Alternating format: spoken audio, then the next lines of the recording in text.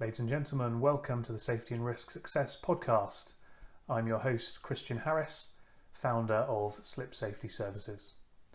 My guest today is Paul Nicholas, who is another fellow member of the HSE People panel, and so it's another of the mini-series in association with HSE People. Paul's specialist subject on the panel is all around implementation, and so we go down into the weeds a little bit when it comes to that topic, but actually we talk about why that's important, the philosophies around it, some of the frameworks that you can implement as well to ensure that, as Paul says, your policies and procedures aren't just pieces of paper that sit in the cupboard and never get used other than in the event of any kind of claim or legal enforcement, but actually that they're living, breathing documents that engage with people throughout the organisation from the top to the shop floor, and therefore actually achieve some value. So we talk about, how do we do that? What does Paul see when he goes into companies in terms of how they're currently performing versus where they'd like to be in the future, and lots more as well. So I'm sure you will find this one useful.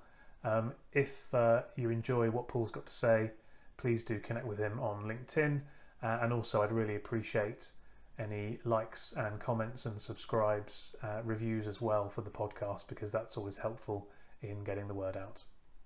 So that's enough from me for now. Let's get into my conversation with Paul and see you on the other side.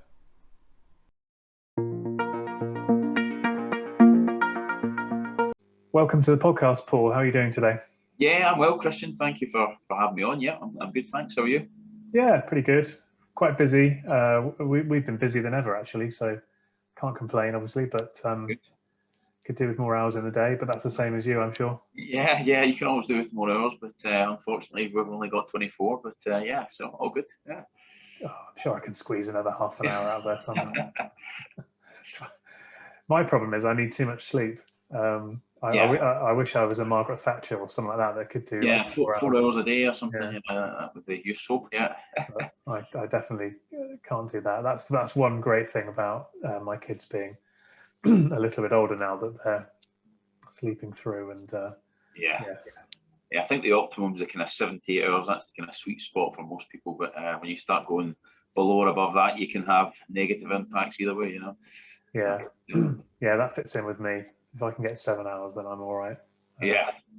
Less than that, not so much. Yeah. Not so pleasant to be around. No. So there we go. So yeah, it's great to have you on. Another interview with a fellow member of the HSE People panel, which is where we obviously met. We'll talk a bit about that, but do you want to give a quick overview in terms of your background, sort of, who you are, where you've come from to get to where you are today? Yeah, sure. So I've been in health and safety now for probably best part of 15 years. So I came straight out of university with a BA degree in human resource management and sociology. Mm-hmm. So not really related. Well, I suppose you could say the HR, but it's kind of related to health and safety nowadays. I did French, so Yeah. So I came out, and I ended up, long story short, I ended up going into a graduate trainee health and safety position with a company called Chard Construction, quite close to where I'm from in Glasgow, a place called Blantyre. So I started my career there, spent just under 4 years there, and really kind of learned the ropes there, if you like. Learned how to be a good safety advisor. And I was trained up by them, so it was quite good. So they put me through my NEBOSH, and they also put me through my diploma. And they were also looking to put me through my masters, which I'll come on to in a little bit later. But I decided to leave. That actually the financial crisis at times were hard for construction companies. Yeah. So I probably left there about 2008-ish, 2009. And I then went to join a company called the United Kingdom Atomic Energy Authority. So back in the day, they were the really interesting guys that looked at the Cold War and how we make nuclear bombs and all that good stuff. But now they're just a bit more into probabilistic and deterministic safety assessments for places like Dounreay and nuclear facilities. So I spent a year and a half there as a safety case engineer, and that kind of took me away from the kind of practical side of health and safety in relation to the norming and storming around a site and telling guys to put hard hats on and follow risk assessment. So that was a bit interesting, and it was some really interesting people to work with in that area. But because of where it was, I was way up in the top of Scotland, a place called Thurso. So I spent a bit of time up there. I decided I want to be back. I'm a city boy, so I came back down the road, and actually I got a position with SSE, one of the large utility companies, and that was my first managerial position in health and safety. Spent 4 years there, which I really enjoyed. And then from there, I joined a construction company called Costain. Spent a year and a half with them in a large tunnelling project in Glasgow. So I headed up that from a safety perspective. Fascinating project. We brought in a big tunnel machine from Germany. It was TBM. And it cut through the centre of Glasgow. And we had all sorts of things there. We had unexploded ordnance in the ground because Glasgow was quite heavily bombed during World War II. So there's a lot of things to navigate. And then from there, I decided to actually set up my own consultancy business back in 2016. And since then, I've been running my own business. And I've consulted for different companies from Vodafone, Murphy, smaller contractors. There's a whole range of different people I do work for now. So, and that's where I am today. And I did a bit of time out in the Middle East as well. I worked with PAM International out there on a mega project called the Museum of the Future, which is quite interesting. So, so that's a bit about me and where I am today. And that's the last 15 years, and I also stopped tour. Yeah. Very good. Yeah, I've spent a bit of time in tunnels in Glasgow as well, looking at the floors on the subway stations. Yes, yeah. It's not quite London Underground, but it's it's got its own kind of magic to it, I guess. Yeah. Yeah. Hillhead. Where was the other? There were a couple of others. I can't remember now, but yeah, a few. You've got the inner and the outer line. A few stations where they had a few issues with the floor. Yeah. Slips and cleanliness and all that. Yeah. So I like. So you're in Glasgow now, right? Again? Yes, based in Glasgow. Yeah, so based in the south side of the city, not far from Hampden, where there'll be a big game happening tomorrow night for Scotland. So that'll be interesting. Yeah. Yeah. How's that going to go?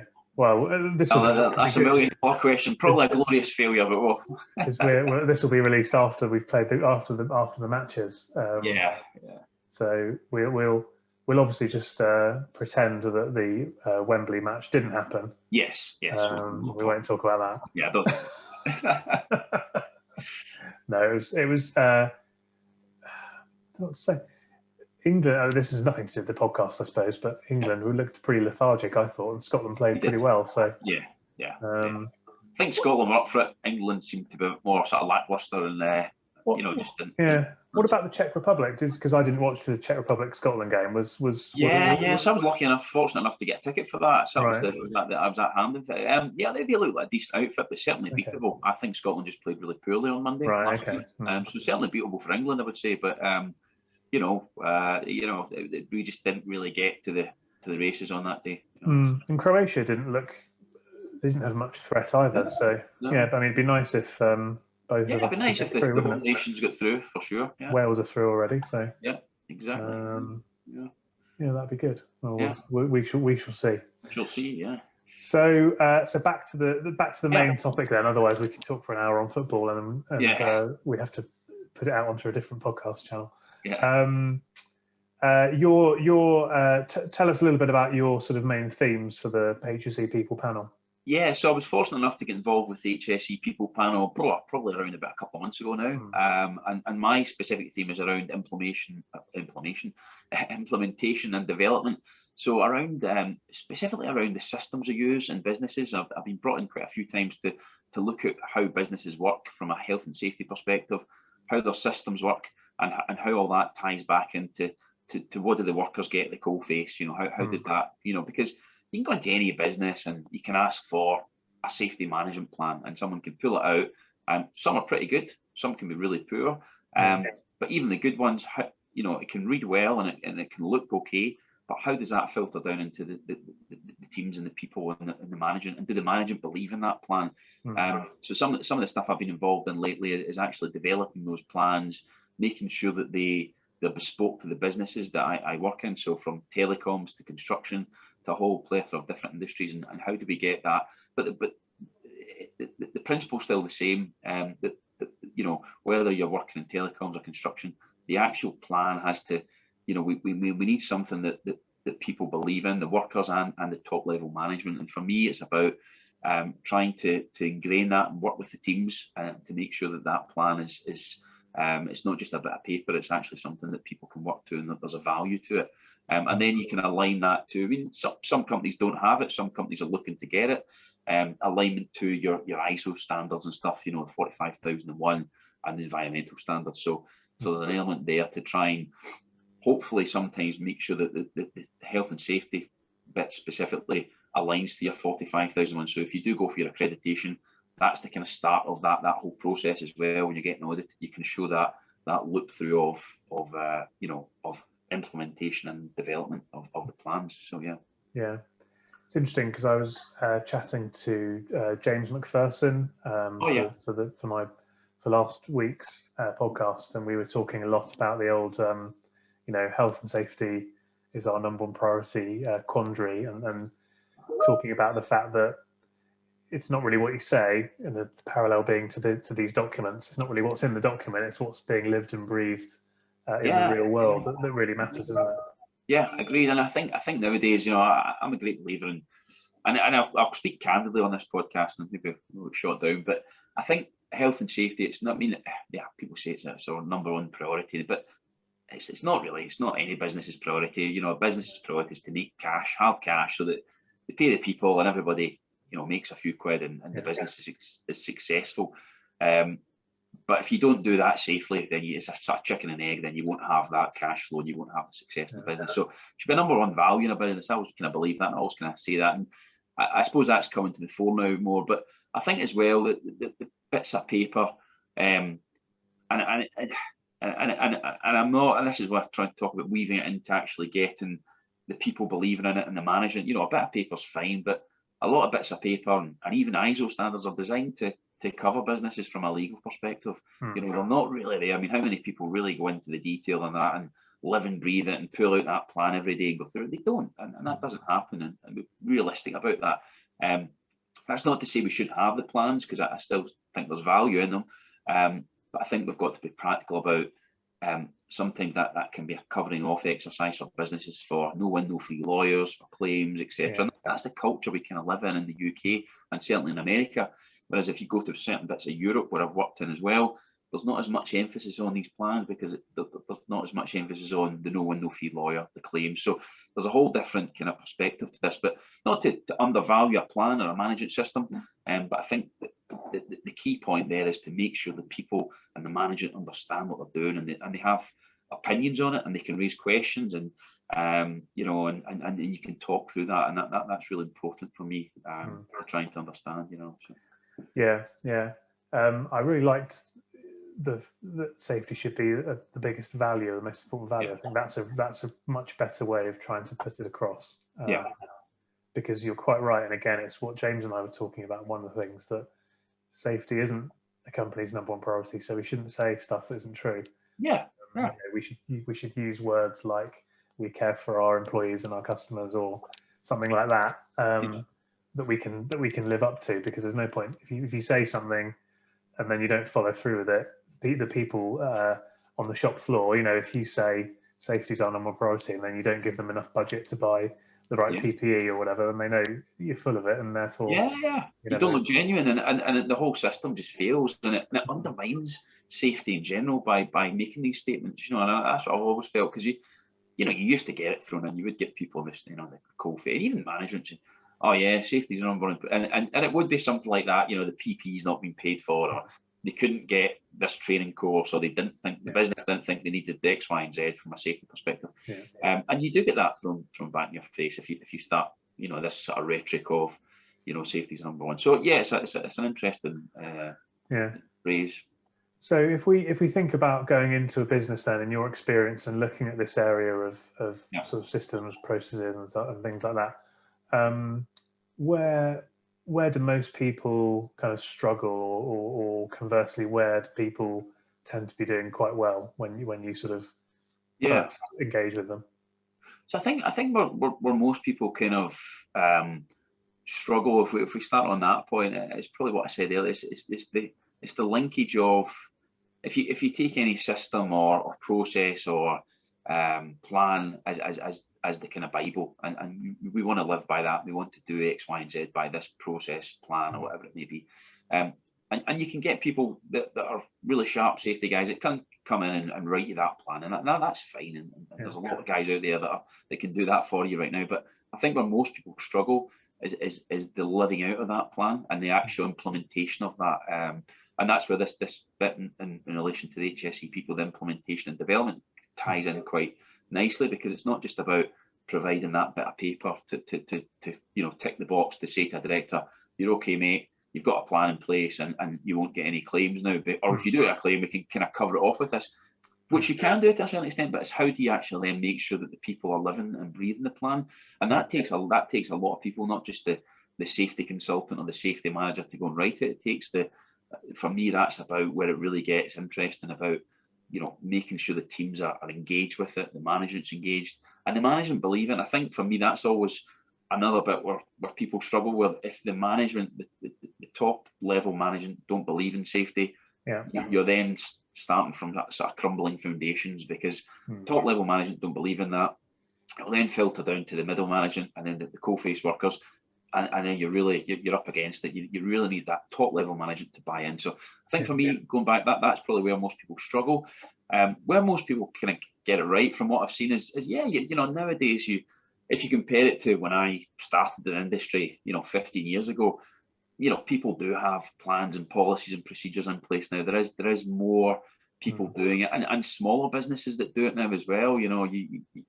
So I think there's a more of an awareness of we do need to have this as a legal, sometimes there's legal elements that people are. So I think there's a more, and I think with COVID happening as well, there's a lens being shown on health and safety, probably for the right reasons in a sense as well. It's not just become a kind of, this is just paperwork and it's restrictive.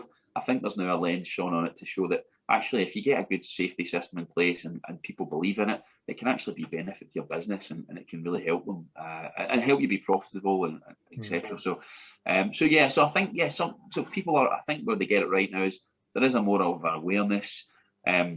People are more aware about people's well-being. I think the whole mental health thing as well in the last few years is really coming at that ties into it a bit as well. I think where people get it right is in a bit more of an awareness now, which is good.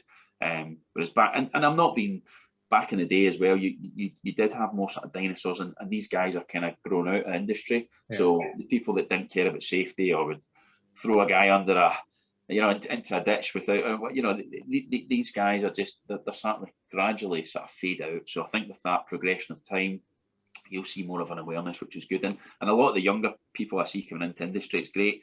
They're very safety conscious as well. It seems to be that at universities or colleges where they're learning, whatever they're learning, whether it's purely safety or construction management, they seem to be more aware of safety, which is nice to see. So I think there's a generational thing, isn't there?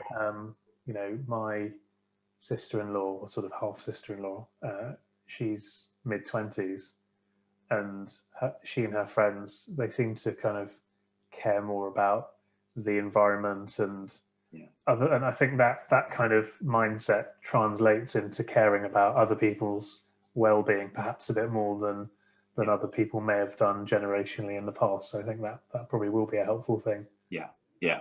There's certainly a culture shift that you can see. You do see it on sites as well, and there is a kind of I won't name any names. I've got a kind of example of this. So I've got a company that I know that. So the managing director's the father of the company, and he's an older guy, and he's had the HSE up at his site, and he's kind of ignored them, and he really has, and he's not really bothered with them, etc. Whereas his son, who's now going to be taking on the business, so his father's ready to retire, he's really up on the safety. He's like, how do we do this better? And he understands that doing safety better will make his business better, And I'm not being ageist but there is an old school element sometimes, and I think, if you look at some of the pictures, in the New York building, the bridge when they're all sitting and pieces, there's a whole development over time, and people care more about their lives, companies care more about people's well-being. they want to do more for people. You know, the stuff as well with COVID, with people working from home.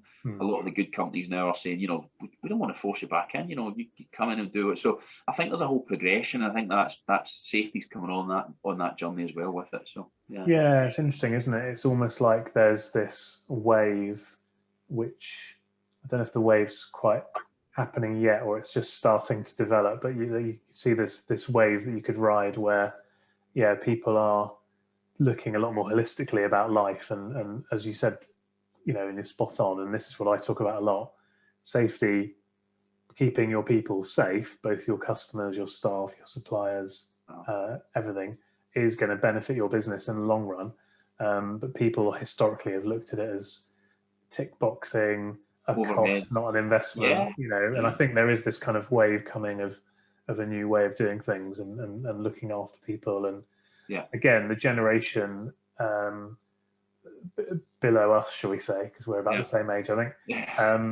You know, they don't care as much about certain other thing. You know, they're more interested in the brand values of a business and things like that. So you have to think about that and consider that, and that's the way that everyone's going to have to move, and that will help to drive improvements in safety, health, and well-being as well. Yeah, agreed. Yeah, definitely. Yeah, it's interesting. It's interesting times. Yeah. Do you find, because you've worked in a few different sectors, do you find you know, there's different starting points or different end points on that journey? Yeah, I think you've got different. Are you talking about maybe?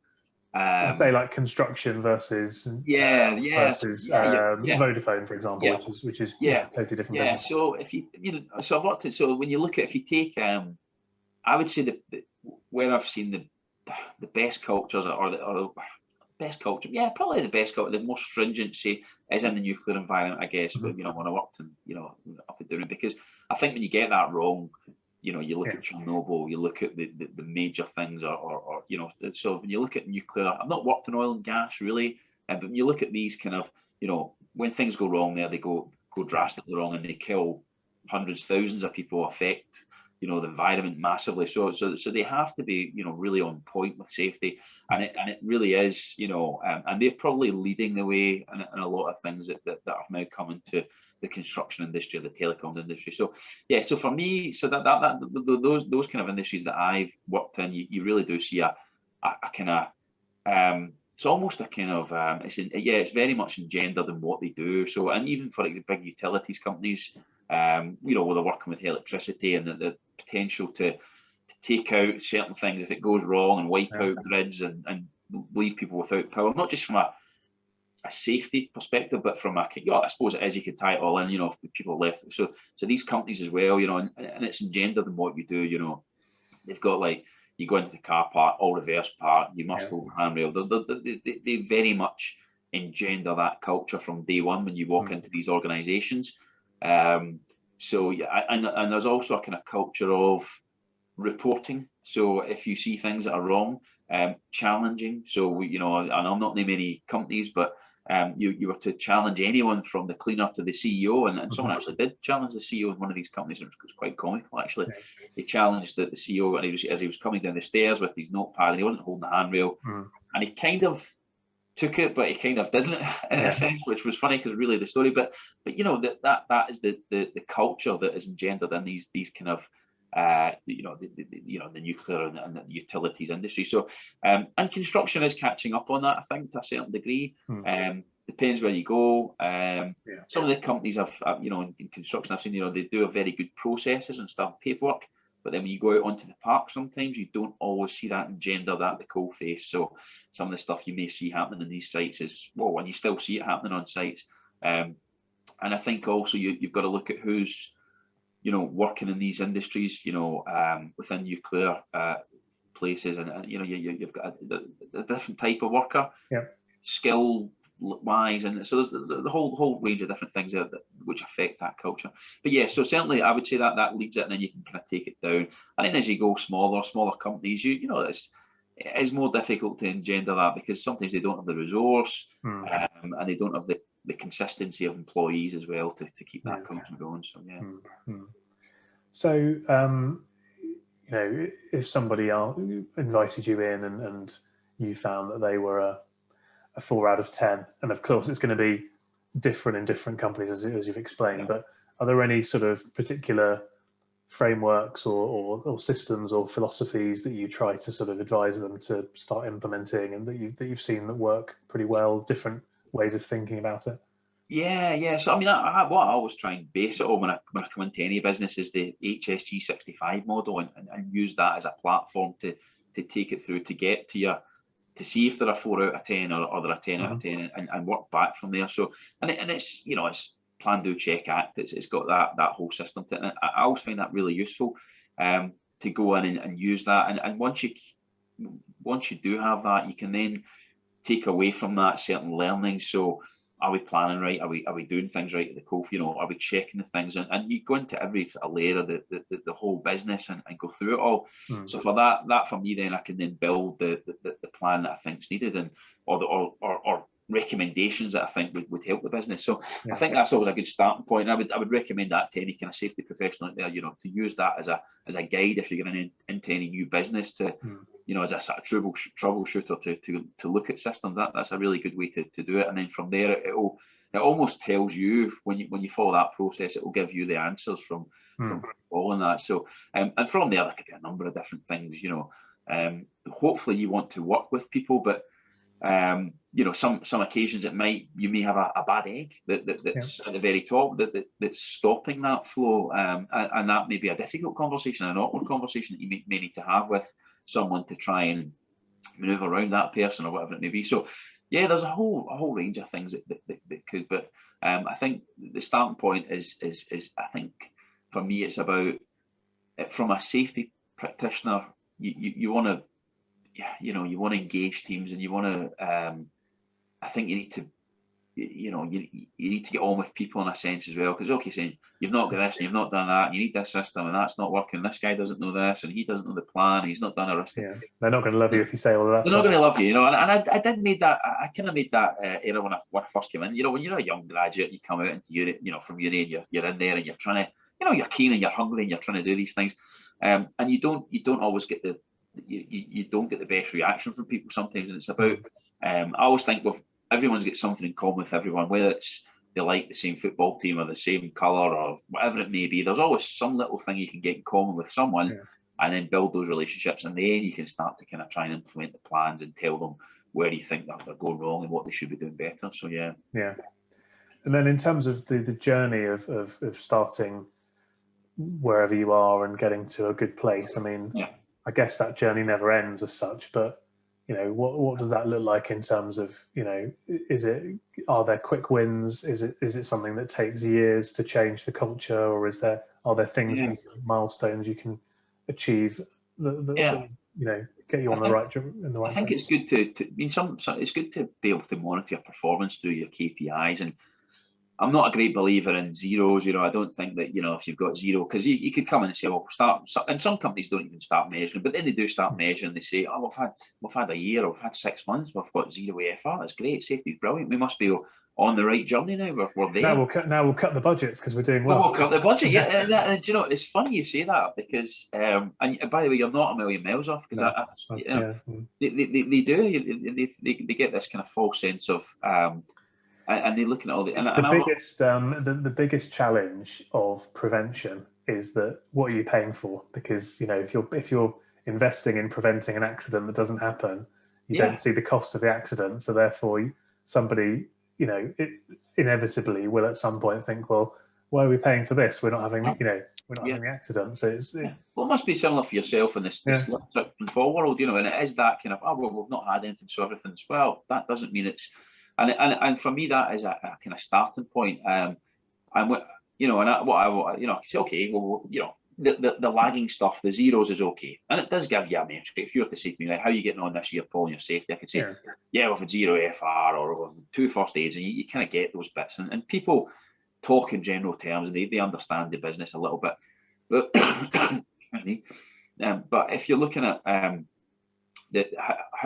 are we actually doing safety? Are we on the right journey? It's more your numbers that you're looking for. So how many times have we engaged the guys in the morning for the toolbox talks? How many times we've taken them through that briefing, and explained to the guys. And how many of those figures have we shown that we've adapted rams? And actually, the guys that came to us and told us to adapt the rams because it was a specialist project that they knew more about than the safety guy or the engineer. And and all those things for me are better metrics for how safety's going well. How many times you do a stand down, how many times you engage all your people and do these so all those things are things that we should really be.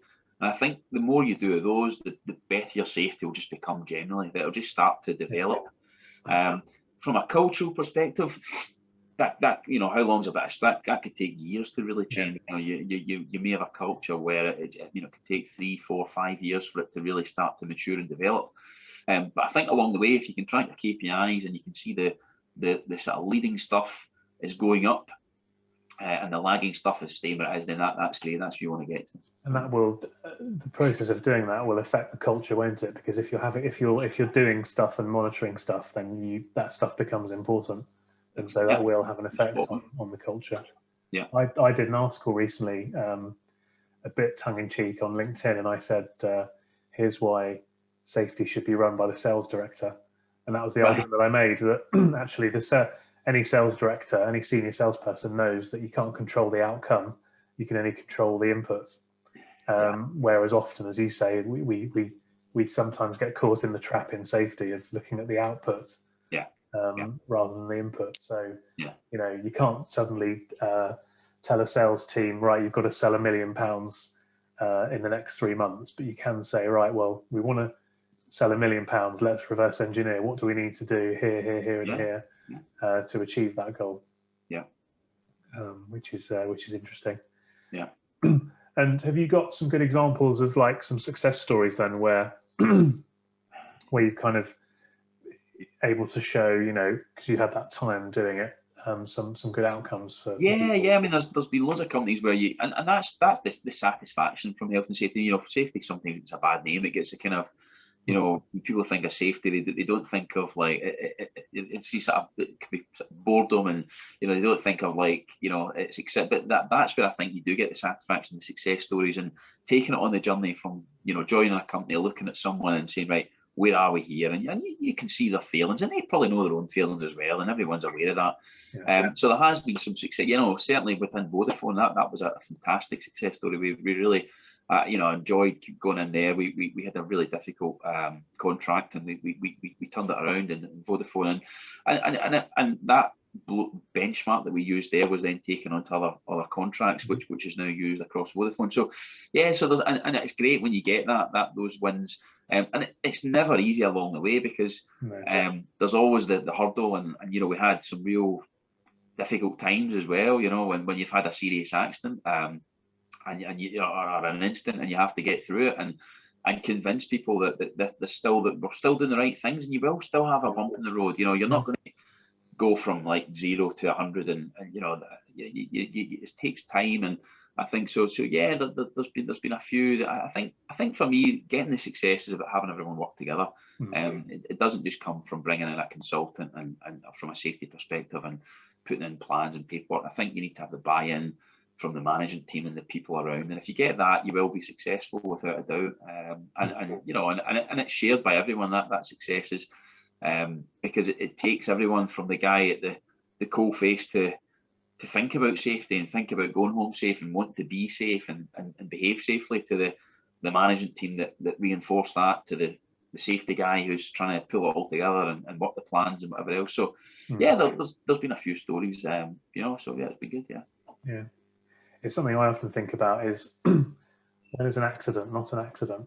Because people like this word accident because everybody understands, or everybody thinks they understand what an accident is. But actually, if you've got all of your systems and your processes and your checklists and your procedures and your tracking and your this, and your that, well, actually, what you are finding are the true accidents then. Whereas until you've got all of that, they're not accidents really, because they're foreseen. An accident's unforeseen, So I think it's hard because people obviously identify with the word accident, but I think incidents is a better word, isn't it? And that's part of the challenge, the cultural challenge, I suppose, is getting across to people that it's not necessarily an accident. It was avoidable, therefore it's not really an accident. Yeah, that's a good point. Yeah. No, I think the accident is always a kind of around the people always tell me, an accident's something that's happened to a person, so someone's been hurt. That instant could be a range of, you've cut a cable, or you've damaged a vehicle or something. But yeah, the accident always is kind of linked to a human element. Someone's been hurt or something, along those lines. But it's an interesting debate. Yeah. We could do a round table on that. So that'd be an interesting one to do with some of our other panel members. Yes.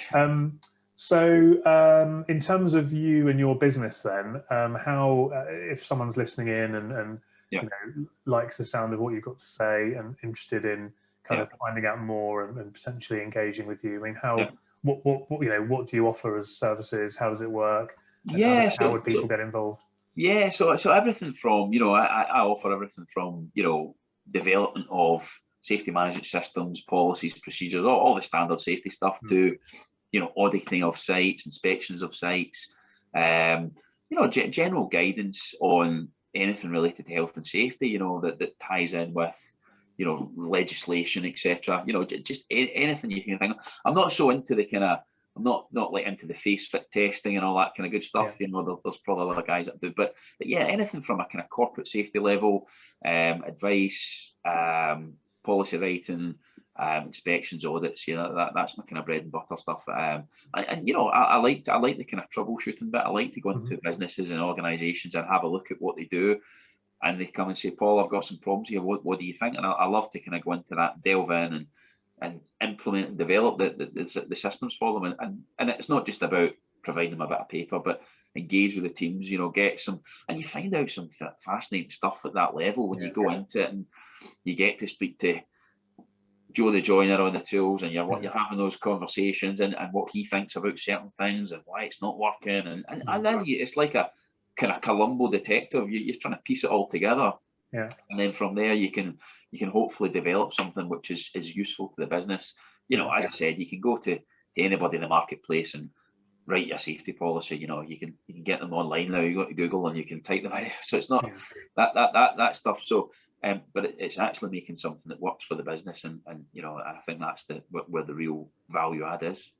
Yeah, it's interesting, isn't it? Because implementation is value. It's like with what we do, we quite freely share so much content around education and advice, because actually that's a good thing to do. But when it gets down to it, it's the implementation of that and how you really physically do it to make sure that you really get the outcome is where the skill lies, and that's where you need that sort of professional help, I think, is what you're saying. Yeah, definitely. I think, and that's where businesses want value add. As I said, you can go anywhere and you get bits of paper, and you can pay for bits of paper.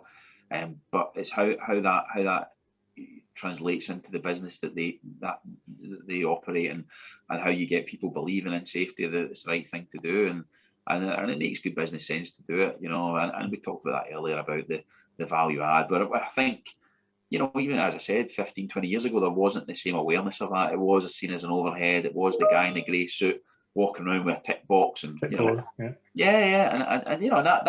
and even in I do remember that when I kind of first came into the industry, there was kind of guys like that would go around, and that was a safety guy. And I remember shadowing some of these guys back in the day, and it was interesting, and I always thought, God, I hope I never end up like one of those guys. But you do, and I think as we're progressing, it's not about that now. There's always a need for compliance. We need to check things, and I'm not saying that that's not important, but I think there's a better added value to businesses than just compliance now. So yeah, absolutely, fully agree. Great, Paul. Thank you very much for your time. If people want to get in touch with you, what's the best way of doing that? Yeah, you want to get in touch with LinkedIn. I'm pretty active on LinkedIn, so I've got it on the phone. So anybody wants to message me, I'm happy to provide free advice as well. I'm not just so anyone wants to message me, I do that quite a bit as well. Small, large businesses, whoever it may be, happy to give you advice. You can send me a message on LinkedIn, connect with me. I'm happy to obviously give my advice and thoughts on your business, and hook up with me on LinkedIn. That's probably the best medium. I don't really operate a website or anything like that. I just have the LinkedIn's probably where where I conduct most of my business from. So yeah. Okay. And look out for Yeah. upcoming content from the HC People panel as well, which Yes. will be Yeah, we need to get some stuff on the go. Yeah, it's been kind of yeah. I think we need a bit more structure probably. We can try and get our heads together and get some stuff going. But that's good. Yeah. All right, Paul. Well, I really appreciate that. Thank you very much. Well, thank you. Thanks to everybody for tuning in. If you enjoyed this episode, please give us a review. Please hit subscribe. But reviews in particular are very helpful because that just helps to spread the word and help other people to get to know about the podcast as well. Thanks for joining us, and we'll see you again soon. Thanks, Christian.